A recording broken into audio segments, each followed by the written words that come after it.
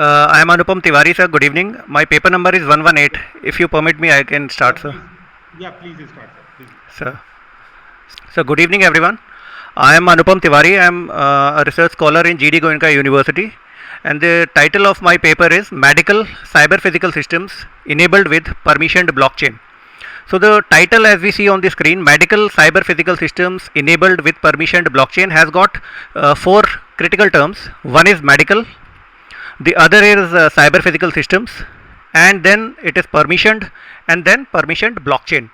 In the paper that I have submitted, the paper begins with a general introduction of medical cyber physical systems. Medical cyber physical systems are healthcare critical integration of network of medical devices. Thereafter, I have discussed in brief about what blockchain is. For a general reference, a general introduction is there. What blockchain is all about? It is a tamper resistant ledger that maintains transactional records grouped into blocks. Then the other part is on which the paper is peculiar is permissioned blockchain.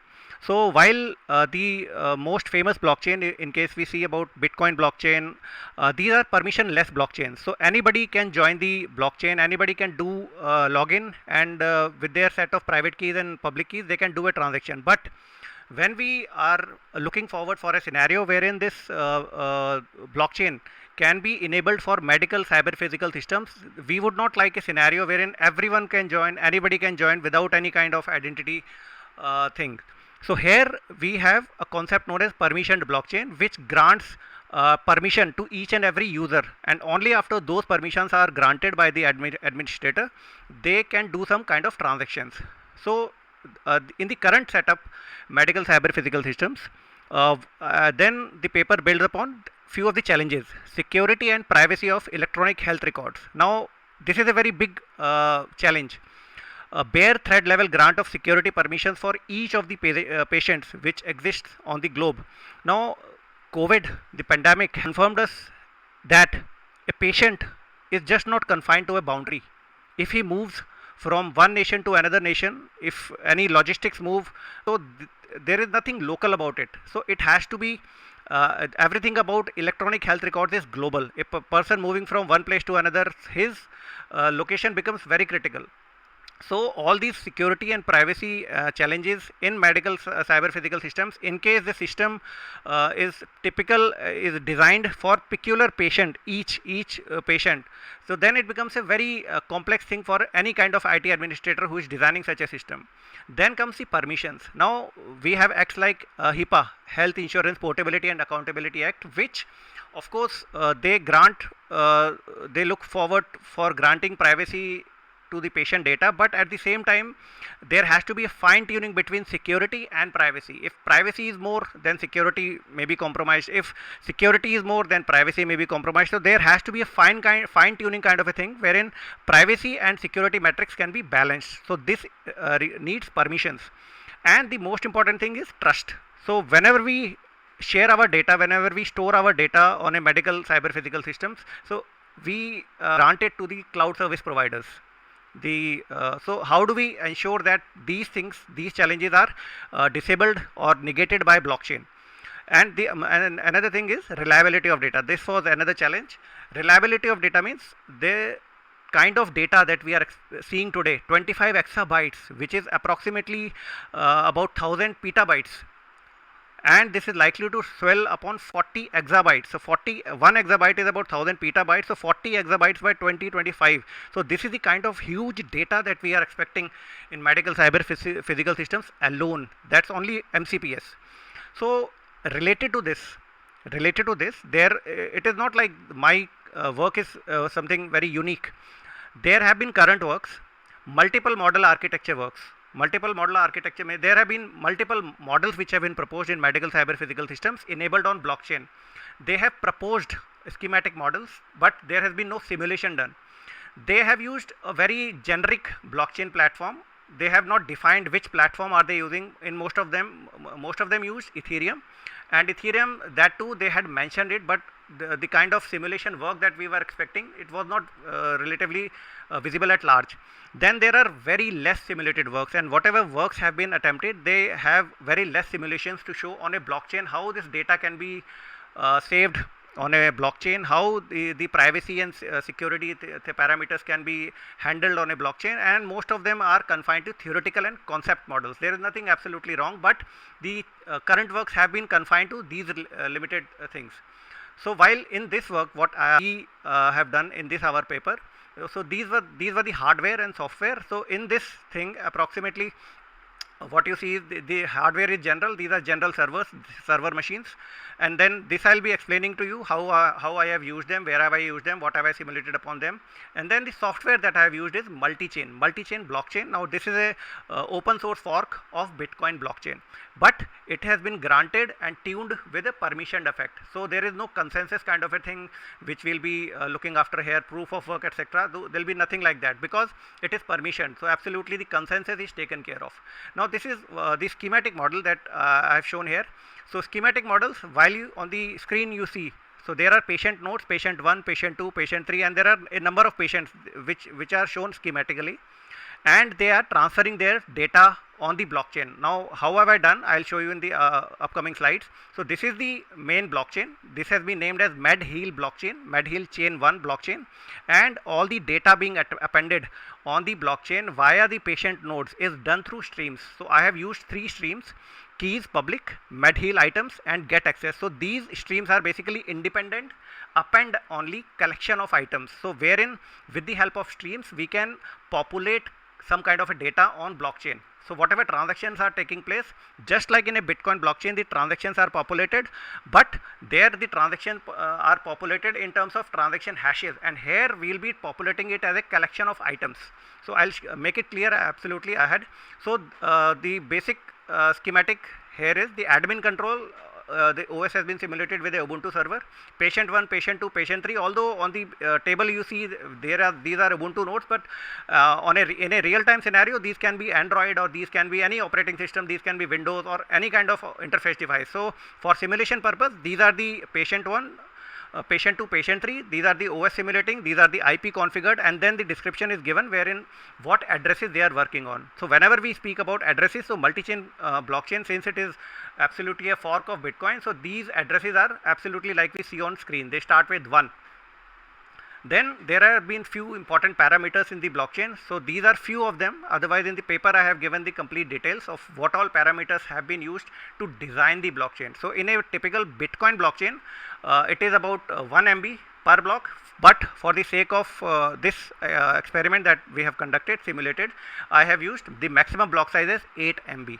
So 8 MB has been able to populate with the data that I'll be showing you. So these are the 3 streams that I created: stream med patient ID, stream test report, stream med2. Along with the description you can see what these streams have been peculiar to. So the stream med patient is peculiar to the patient identification details. Stream test report is peculiar to the vital parameters of the patient, and the last stream med2 is typical stream. This stream is contains the messages of medical advice nature. So what patient identifications I have used. So these can be names, medical records, number, date of birth, etc., phone number, Aadhaar number. So these are the patient identifiers which have been stored on a blockchain. What simulation I have done, what is the sequence? So at the first glance when I try to explain it, so this might look little confusing, but absolutely it has been done in sequence, and I'll try to explain you in short in the limited time that I have here. So first of all, the streams were created and the data was appended.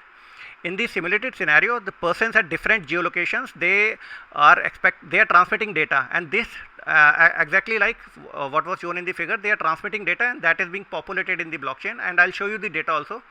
The multi-chain streams have been used, as mentioned. The 3 streams have been used with immutability, timestamping, and notarization feature. So these streams have been published referenced by a hash. So every transaction, whatever data is populated, whatever patient identification, whatever message, so everything on a blockchain, when it is shown, when it is populated, it is searched, it is queried, it is represented by one single hash. I'll show you some hash also. The simulation sequence continues. So further to this, other nodes. Now each and every node, now when we speak about permissioned blockchain, so each and every node is granted any node which is supposed to see that kind of data. So it is granted exclusive permissions only then this data can be sent. And now I'll come to the results part. So patient identification data was published to Medhill blockchain, Medhill 1 blockchain, that was the name of the blockchain. I'll show you how it looks like, and it could be viewed through a multi-chain CLI terminal. Again, that will be shown on this next figure. So while we query some kind of data, so they will be looked in form of a address, in form of a transaction ID, in form of how many confirmations have been done by other nodes, and block time details. So like what you see, exactly like Bitcoin 160689. So how timestamping is done. So this is a timestamping of a hexadecimal of a number representation. This is the epoch time. So epoch time, when we convert it into the normal human readable form, it becomes to 2nd December 2020 8:58:06. So these were the results obtained. So second stream, this indexes the parameters received from variables. So I'll show you the figure now. So this is a annotated form of what data. So this is the query for transaction hash. So this is the command that I have given, get stream item, stream med patient ident. So and this is the transaction hash that I have given. So for this transaction hash, what are the details available here? So this is the query, this is the address of the publisher, which node published, that is the address 1SY etc. Patient identification fields. So patient name, patient 1, medical record number so and so, date of birth 01/01/2000, phone number 987, Aadhaar number so and so, address number B149. These are the kind of data sets, collection of data which are populated. How many confirmations? 22. Block time, exactly like I explained you in the last figure. Again, it was also seen that other nodes were not able to see. As I mentioned, this is a permissioned blockchain. So only when exclusive permissions were granted to a node, only then they were able to see this data, what I had shown you in the earlier slide. And only when they subscribed, they were granted the permission for subscription, this was made available. Now text medical advice. Now there are medical advices which are floating globally when a pandemic happens, or when any kind of medical advice is low. On WhatsApp, on any kind of social media platform, there are n number of fake advices which are shown. But how do we ensure that this is a real message originated, or etc.? So this is one way that I have attempted to show it here. Now if text message medical advices, what you see on the screen, one should maintain, this is the medical advice. So I have converted this into hexadecimal equivalent, and this becomes into this. Now this because I cannot simply transfer text onto a blockchain, so I have converted all this into a hexadecimal, and this I have populated on a blockchain. The other part which I was mentioning about was the security and privacy. So there has been a sequence which has been followed.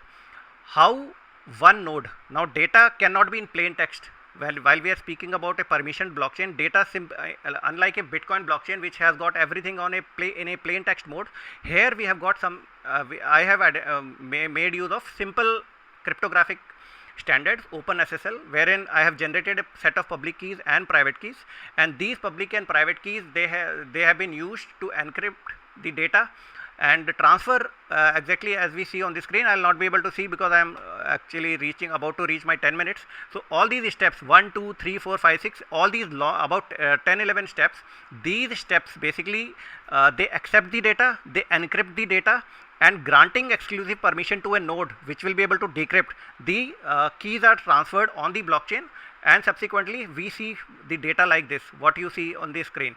So a encrypted data is shared on the blockchain. So this is patient 1, patient 2, patient 3, and these are simple parameters that I have taken just for the sake of proof of concept. And the last thing that my research, yes sir, not more than 2 minutes. So this is the last step wherein we have observed that as this data size increases, the time taken to populate in the blockchain increases.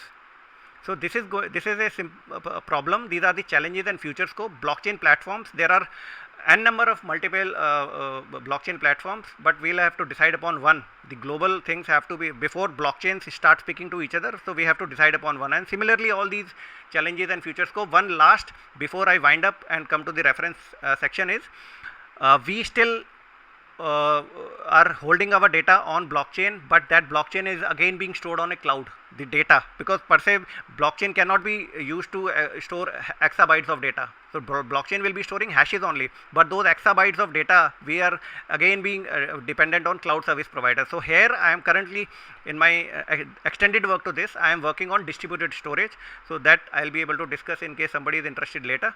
So these are the references used, and my paper ID here again I am just mentioning. Thanks very much. I have completed, sir. Yeah, Anupam sir, can you hear me? Yes, sir. Yes, sir. Yeah. Actually, you discussed about the private and public keys. Sir. So in the case of Aadhaar card, can you tell me what will be the private and public keys? So private and public keys will be generated by OpenSSL per event. Okay. Open, private and public keys will be generated like in Bitcoin blockchain, sir. Every time a new user comes up, he is granted a set of keys. Now these set of keys will not be used. They are not, of course they can be repeated for use, but they are not advised to be used again and again. So every event will generate a fresh set of private keys and public keys, wherein we encrypt it with the depending on the scenario, we encrypt it with the public key to share it to define who is the owner, or we have to just share the data approximately data between the two nodes. So we use every time we use it, we generate a new set of keys with OpenSSL standard cryptographic protocol, sir. Yeah, okay. So how this authentication will take place between two nodes? If you are talking about the generation of keys, so are you using any random keys generator or maybe some? Yes, sir. I have used a random generator here, sir. In one of the steps, it is mentioned here, sir. I have used a random key here, sir. Key cipher X patient. It is somewhere mentioned, right. sir. It is some, sir. Thank you, sir. Thank you. Hello. Thank you. Yeah. Please ask, sir. Yeah. My question is like you have used annotation here, right? Yes, sir. Which type of annotation you have used?